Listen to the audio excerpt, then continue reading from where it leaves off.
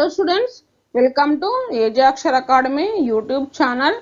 In this session, I am going to discuss motion in a plane lecture 2. If you like this video, please like, share and subscribe to our channel. Please share your valuable comments in the comment section. Okay, let us go to the today's session. Addition of vectors. Addition of vectors when they are in the same direction. Now let us discuss. Consider vector AB bar and having magnitude 3 units and pointing towards right. So now this is a vector A and B. AB vector AB bar having the magnitude 3 units and pointing towards the right. So another vector PQ bar having magnitude 5 units and pointing towards right. So this is one more vector, that is another vector PQ bar having magnitude 5 units and pointing towards right. So now here we are calculating the addition.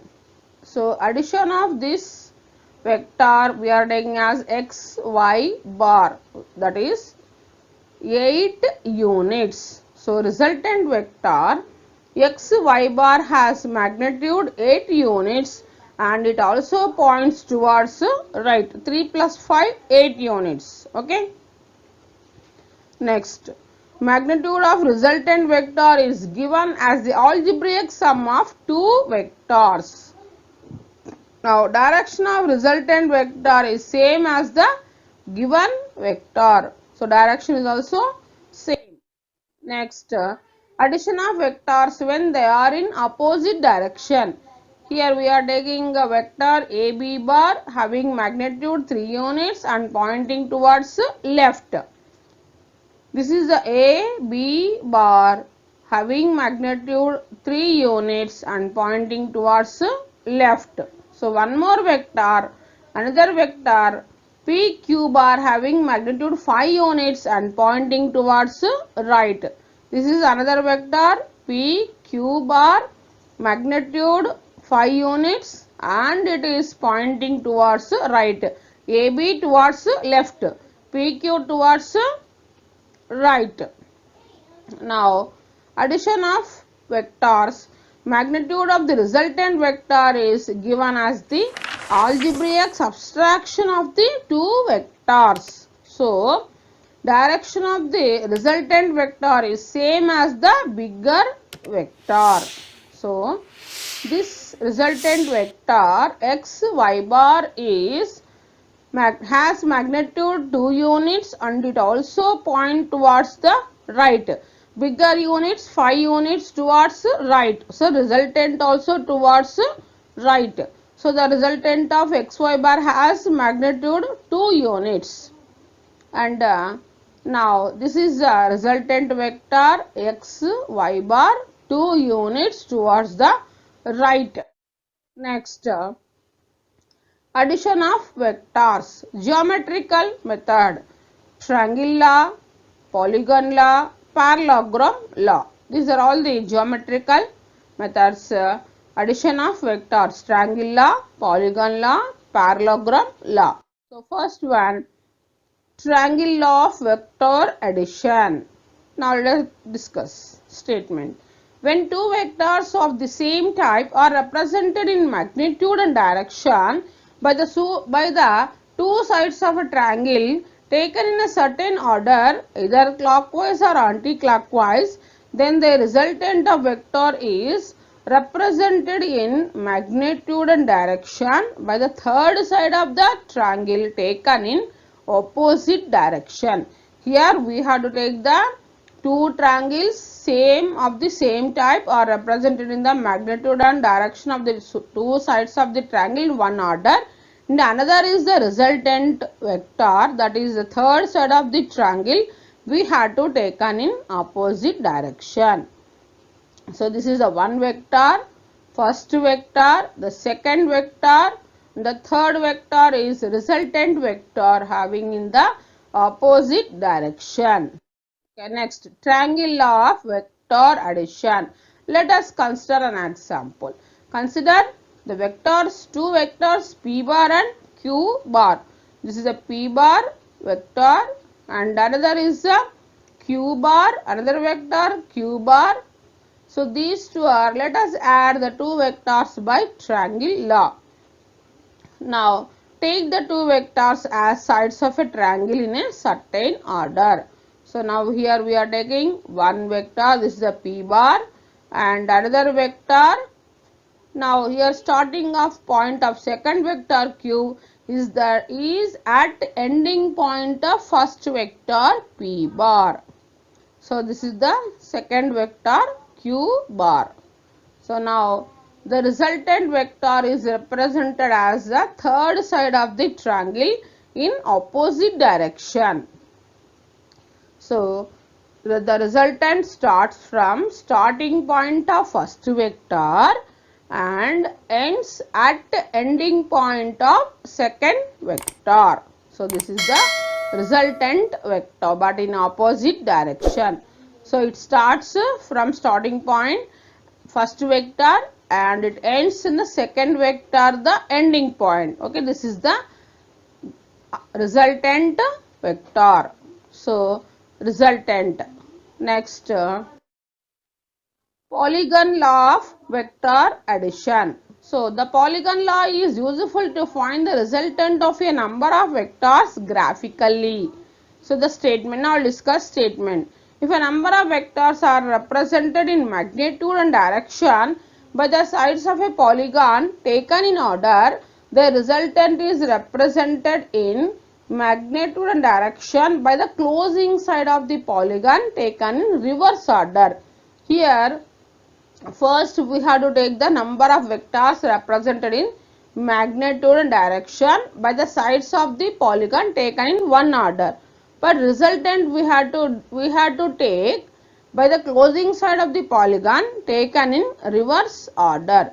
First we have to take in all the number of vectors in order in polygon and resultant represented of this in magnitude direction by the closing side of the polygon in reverse order. Okay, first we have to take the one vector and one more vector v2 and another vector v3, another vector v4 and resultant vector this is v5. So v1 here we are taking one side and v2 and v3, v4 and v5 we have to take the resultant vector in reverse order. This is v1, v2, v3, v4, v5. The number of vectors represented in magnitude and direction by the sides of the polygon taken in order. First like this and this. The resultant is represented in magnitude direction by the closing side of the polygon taken in reverse order. This is the resultant but we have to take in reverse order. Okay, next explanation. Here v1, v2, v3, v4 and v5 are the number of vectors of different magnitude and acting in different orientations, but the five vectors are represented in magnitude and direction by five sides of hexagon taken in anti-clockwise direction, anti-clockwise order. So now next we will discuss parallelogram law of vector addition. So now discuss statement.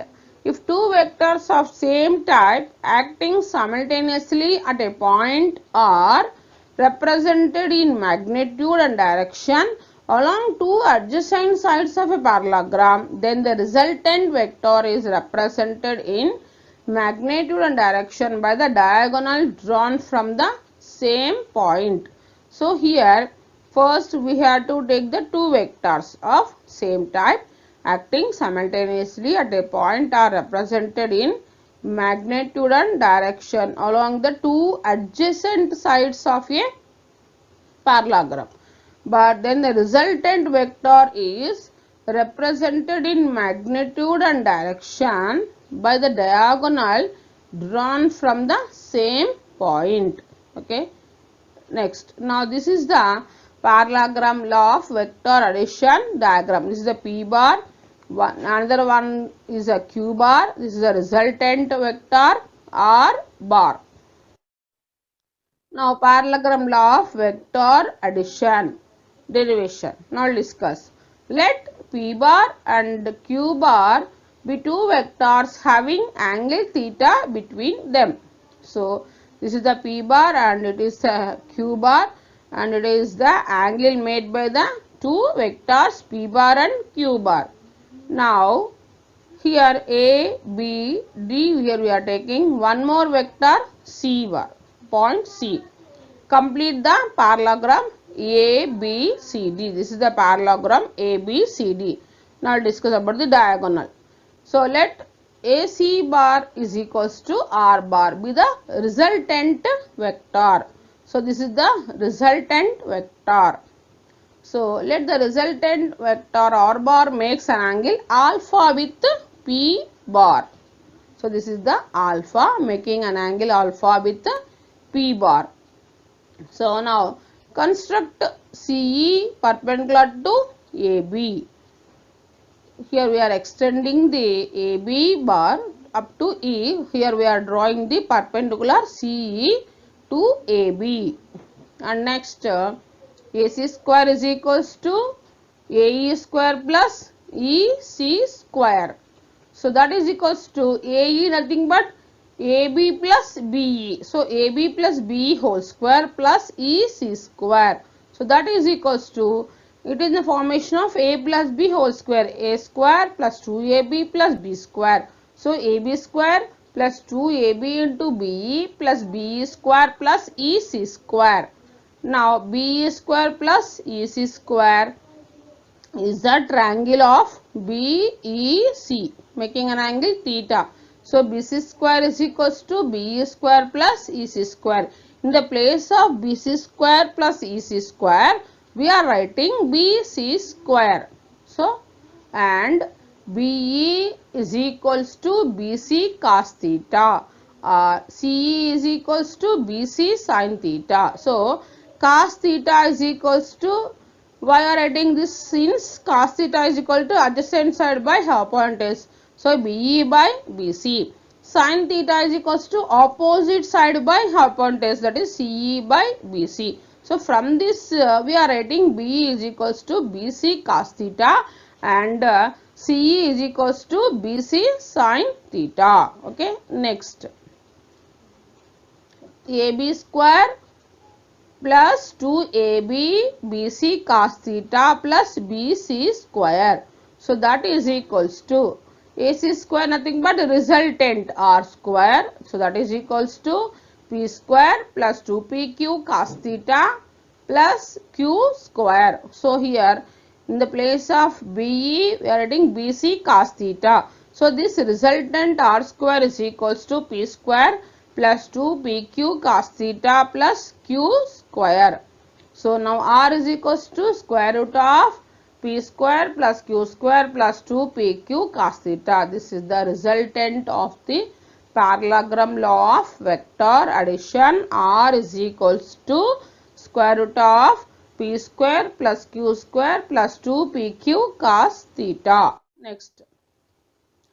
Now this is making an angle alpha. Now from triangle AEC, tan alpha is equals to CE by AE. So that is equals to CE by AB, AE nothing but AB plus BE. So CE, BE nothing but we know that BC cos theta. CE is equal to BC sin theta.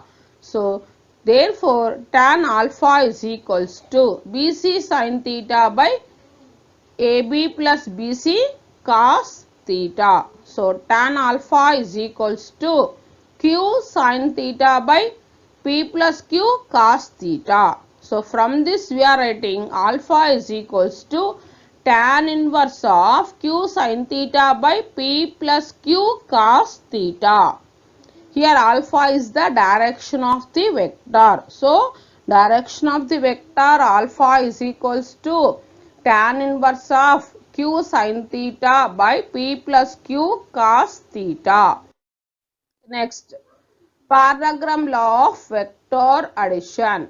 Now, this is the p bar. Here along the AB bar and along AD Q bar making an angle theta with the P bar, and this is the parallelogram law. R bar is a resultant vector. Here extending the angle, when two vectors P bar and Q bar are added, the resultant vector will have magnitude R, that is equals to square root of P square plus Q square plus 2PQ cos theta. R is equals to root of P square plus Q square plus 2PQ cos theta. This is the resultant vector. Next, and the resultant vector makes an angle with respect to side AB, that is alpha is equals to tan inverse of q sin theta by p plus q cos theta. Now next, special cases in parallelogram law. First one, when theta is equals to 0, these are parallel vectors, then r is equals to square root of p square plus 2pq cos 0 plus q square. Cos 0 is equals to 1. So that is r is equals to root of p square plus 2pq plus q square. So therefore r is equals to square root of p plus q whole square. Square root 2 will get cancels. So therefore r is equals to, we are getting p plus q. So when theta is equals to 0, when the two vectors are parallel vectors, then the resultant r is equals to sum of the two vectors, that is p plus q. Okay. Next, tan alpha is equals to q sin 0 by p plus q cos 0. Cos 0 1, sin 0 0. So tan alpha is equals to, so sin 0 0, alpha is equals to 0. So 0 by nothing, that is equal to 0. So alpha is equals to 0. The resultant r is equals to p plus q when theta is equals to 0. Okay, next. So magnitude, this is a magnitude and it is a direction. When the theta is equal to 0, its magnitude r is equals to p plus q and its direction alpha is equals to 0. Okay, next. Next, second case, when theta is equals to 180 degrees. So in this situation, these are anti-parallel vectors. So r is equals to square root of p square plus q square plus 2pq cos 180 degrees. So since cos 1 degree is equals to minus 1, so r is equals to root of p square plus q square minus 2pq. So this can be done as r is equals to root of p minus q whole square. So root 2 square will cancel, therefore r is equals to, we are getting p minus q. So then direction tan alpha is equals to q sin 180 degrees by p plus q cos 180 degrees. So here tan alpha is equals to, here alpha is equals to 0 if p is greater than q. Cos 180 degrees is equals to minus 1. So therefore alpha is equals to 180 degrees if p is less than q. If alpha is equals to 0 if p is greater than q. If alpha is equals to 180 degrees if p is less than q. So this is the magnitude and this is the direction. Okay. Next, third one is when theta is equals to 90 degrees, mutually perpendicular vectors. So its magnitude is r is equals to square root of p square plus q square plus 2pq cos 90 degrees. So cos 90 is equals to 0. So therefore r is equals to square root of p square plus q square. So next, direction. Tan alpha is equals to q sin 90 by p plus q cos 90. So direction since sin 90 is equals to 1, cos 90 is equal to 0. So tan alpha is equals to q by p, q sin 90 is equals to 0. So tan alpha is equal to q by p. Okay. Next. Now we'll discuss MCQs. First one. If p bar plus q bar is equals to r bar, then first option is r is always greater than p bar and r bar is always equal to p bar plus q bar and r bar is never equal to p bar plus q bar. And fourth option is r bar may be less than p bar or q bar. So which one is correct? Now we'll discuss. Let us go to the solution. If q bar is null vector, option 1 is not possible. If angle between p bar and q bar is other than 90 degrees, option 2 is not possible. If angle between p bar and q bar is 90 degrees, then option 3 is not possible. So r bar may be less than p bar or q bar possible. So from parallelogram, theta is equals to 180 degrees, then r bar is equals to p bar minus q bar. Now let us discuss with example. Suppose q bar is equal to 6 and p bar is equals to 10. So then resultant r bar is equals to 4. So which option is correct? Fourth option is correct. R bar may be less than p bar or q bar. Okay. Now next question. The maximum and minimum resultants of two forces are in the ratio 4:3. The forces are in the ratio. First option is 7:1, second option is 1:5, and third one is 4:7, and fourth one is 3:7. Now we'll discuss. Maximum resultant is F1 plus F2 and minimum resultant is F1 minus F2. Now the ratio of maximum and minimum resultant of two forces are they given as 4:3. So F1 plus F2 by F1 minus F2 is equals to 4 by 3. So taking cross multiplication, then it can be written as 3F1 plus 3F2 is equals to 4F1 minus 4F2. So from this 4F1 minus 3F1, that is equals to 4F2 plus 3F2. So F1 is equals to 7F2. So ratio F1 by F2 is equals to 7 by 1. F1 is to F2 is equals to 7 is to 1. So which option is correct? First option is correct. Okay. Next. Third question. If two vectors have magnitudes are in the ratio 5:8, their resultants has maximum and minimum magnitudes in the ratio of 13:3 and 3:1, 8:5, 6:5. Now let us discuss.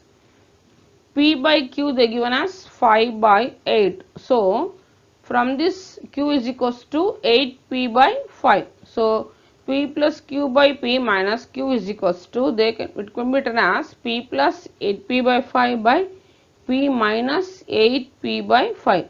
After doing LCM, 5 gets cancels. So 13P by P gets cancels, 13 by 3. So the ratio of maximum and minimum magnitudes 13:3. Okay, first option is correct. Now we'll go to the next question. The resultant of two forces, one double the other in magnitude, is perpendicular to the smaller of the two forces. The angle between the two forces is 120 degrees, 60 degrees, 90 degrees and 150 degrees. Now let us discuss. Here we are taking two forces, one double the other magnitude, one is P, another is the 2P. These two are perpendicular to the smaller of the two forces. Now we are finding the angle between the two forces. So sin theta is equals to P by 2P. PP gets cancels 1 by 2. So sin 30 is equals to half. So sin theta is equals to sin 30. Then theta is equals to 30 degrees. Now angle between the two vectors 90 plus 30. So that is equals to 120 degrees. So first option is correct. Now we'll go to the next one. The resultant of P bar and Q bar makes an angle alpha with P and beta with Q. Alpha is less than beta.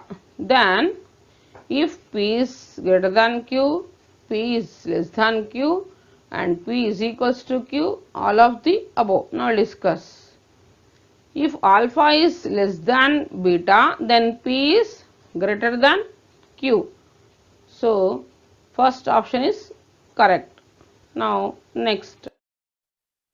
If modulus of P bar plus Q bar is equals to modulus of P bar minus Q bar, then the vectors P bar and Q bar are parallel to each other and inclined at 45 degrees to each other, perpendicular to each other and inclined at 60 degrees to each other. Which one is correct? Now discuss.